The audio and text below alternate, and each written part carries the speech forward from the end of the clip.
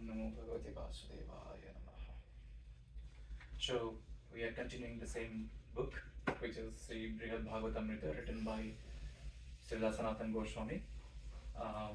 So we have read up to like Narada Maharshi is right now talking to Sri Hanuman, thinking that he is the biggest devotee, and now Hanuman is telling that I am not the biggest devotee, giving a lot of explanation that we have read in the last session. So we are going to continue the same conversation between Sri Hanuman and Narada Maharshi. Hanuman's heart was immersed in transcendental texts from speaking about Pandavas. With his ecstasy raised even higher by Narada's dancing, he continued to speak about topics. Sri Hanuman said, all the calamities that befall the Pandavas were most auspicious and desirable because those calamities made the personality of Godhead anxious to join the Pandavas quickly. O Pandavas, pure love has subdued you. Ignoring the discrimination and etiquette, you engage my Lord as your messenger and charioteer. Ah, you Pandavas must know some transcendental herb or mantra that can enchant the most powerful enchanter. So Hanuman is telling this to Narada. Then Parikshita Maharaj said, O mother, O celebrated wife of the son of Pandavas. After Hanuman said this, he repeatedly jumped up into the air, higher and higher, joining the sage Narada in dancing. He then continued to speak. O master of master, you are conquered by your great affection for your devotees. This is how you attract their hearts.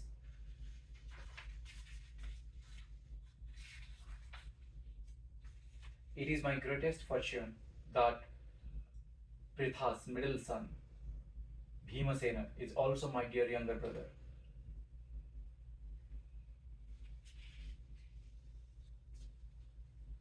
Hanuman had just finished describing himself as unfortunate, but by speaking about Pandavas, he now considered himself transformed into a most fortunate person.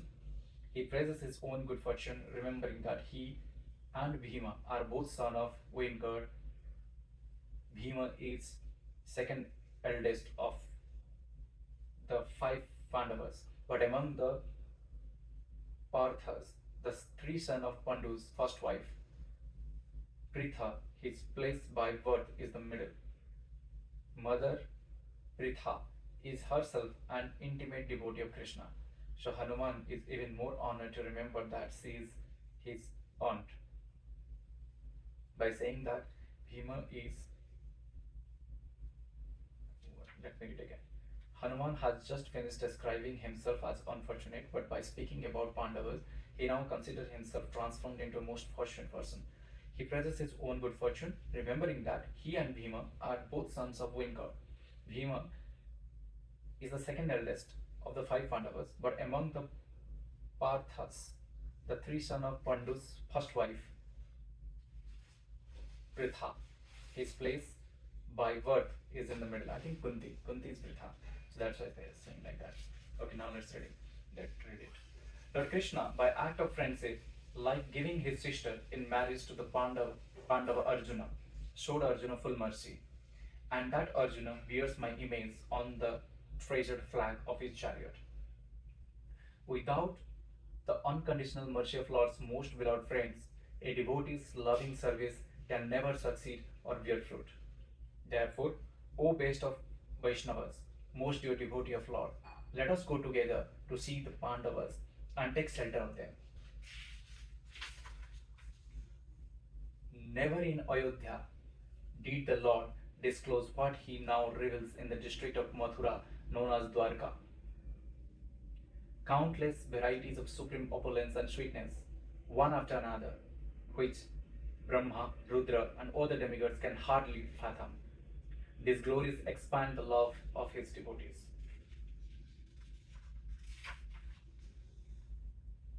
Sri Narada said, Ah, what are you saying? Something unseen in Ayodhya? It is not seen even in Vaikuntha? Get up, my friend, we should go there at once. Sri Parikshita said, Hanuman, the ocean of sovereignty, then sighed for a moment and after a brief time in thought, he bowed down to Narada and spoke. Sri Hanuman said, "Certainly, it would be fitting for us to visit Dwarika to see the Pandavas and offer them service, for they are in all respect most dear to personality of Godhead and his concert. But the Lord is now displaying uncommonly intense mercy and sweetness, more confidential than anything he has ever shown before. Those beautiful, playful pastimes are so supremely enchanting that they bewilder even self-realized sages. Just see how even your father Brahma, grandfather of the world, founder Acharya of Vedic teachings, was confused by the pastime of Krishna. So what can be said about foolish forest monkeys like me? Because of how strangely Krishna's pastime unfold, I am afraid of committing offenses. Let the wonderfully varied pastime of Lord be the very life of his servants who think of nothing but him. For such devotees, those pastimes always increase the ecstasy of love of God. Even so, I simply feel more attracted to the Supreme Lord in his eternal identity as Sri Raghunatha, the son of Dasaratha, and joy of Mother Kausalya. His heart always tender with natural, unaffected compassion. He is spontaneously attracted to loving exchanges with his devotees, exchanges free from any tinge of duplicity. He demonstrates how to follow properly the religious duties of a civilized person, and he upholds the strict vow of having only one wife. In the shyness of innate humility, his face always looks downward, his eyes fixed on the ground. His exalted character is pleasing to all. He stands with bow in hand, the king of kings, the hero of the city of Ayodhya, served by Sita and Lakshmana, and with Bharata as his older brother. He rules the race of monkeys as a dear friend of Sugriva and gives shelter to Vibhishana. By my hearing of pastimes of Krishna, the unlimited loving attraction I feel toward my own master has increased. Therefore, I think I shall stay here, constantly seeing him in this form and drinking the immortal nectar of his pastimes. And when the Lord may sometime call me for some purpose, by his great mercy, he might allow me the transcendental happiness of serving him.